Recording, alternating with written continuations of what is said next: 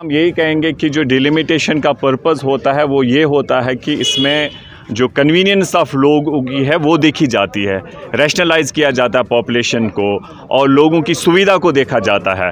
मैं as a student of law यही समझता हूँ कि जो भी डिलिमिटेशन होती है उसका पर्पस यही होता है कि लोगों को सहूलियत मिले। लेकिन जो डिलिमिटेशन इन्होंने जो प्रपोज़ किया है, चाहे उसमें हमें लगता है कि वो पर्पस सर्व नहीं होता है। जैसे आप देखेंगे कि अनंतनाग को रजौरी के साथ जोड़ा गया है, जबकि आप सबको मालूम है कि कनेक्टिविटी जो फेयर वेदर रोड है वो अवेलेबल आपके पास नहीं है। तो ये सब चीज़ें लेके हम ये समझते हैं कि इसमें काफ़ी नज़रसानी करने की ज़रूरत है।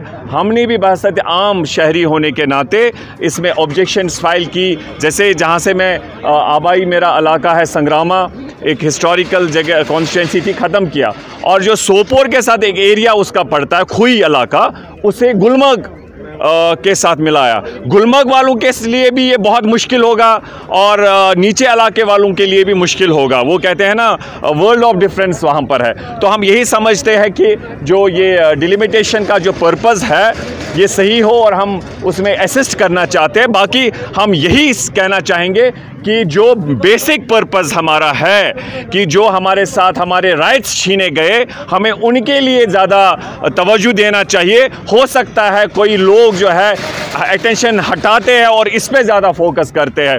कौन एमएलए बनता है, इससे किसको फ़ायदा पॉलिटिकली मिलता है, हार्डली मैटर्स। व्हाट मैटर्स कि जो हमारे राइट्स है जो उसके लिए कंसर्न होना चाहिए, उसमें कोई डायल्यूशन नहीं होना चाहिए।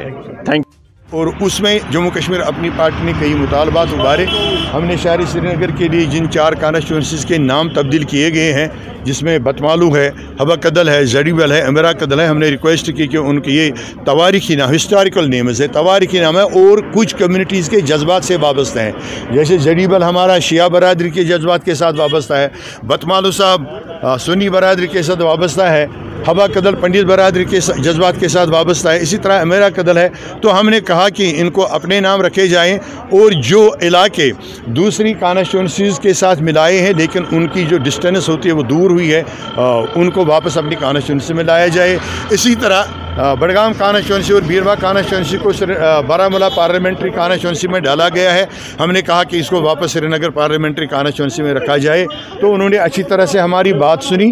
तो उम्मीद करते हैं कि जो हमारी पार्टी की रिजर्वेशन है वहाँ उनको बताया कि शहरी श्रीनगर को आबादी के तनासुब के मुताबिक एक और सीट ड्यू बनती है, तो हमें एक और सीट शहरी श्रीनगर के लिए क्रिएट कर लीजिए।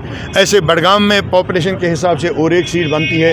तो हमने जो पहले प्रपोज़ल दिया था, अपनी रिप्रेजेंटेशन दी थी कि कश्मीर डिवीज़न के लिए कम से कम 3 सीटें और क्रिएट की जाएं, हम उस पर कायम हैं। वही हमने इनके पास भी अपना मौक़िफ़ रखा है। तो उम्मीद है कि उस पर वो हम गौर करेंगे। उम्मीद तो यही है। दिन भर के तमाम तर अपडेट्स पाने के लिए सब्सक्राइब कीजिए हमारी सभी ऑफिशियल चैनल्स को और साथ ही साथ बेल आइकन भी प्रेस कीजिए ताकि आप तक पहुँचे हर खबर सबसे पहले।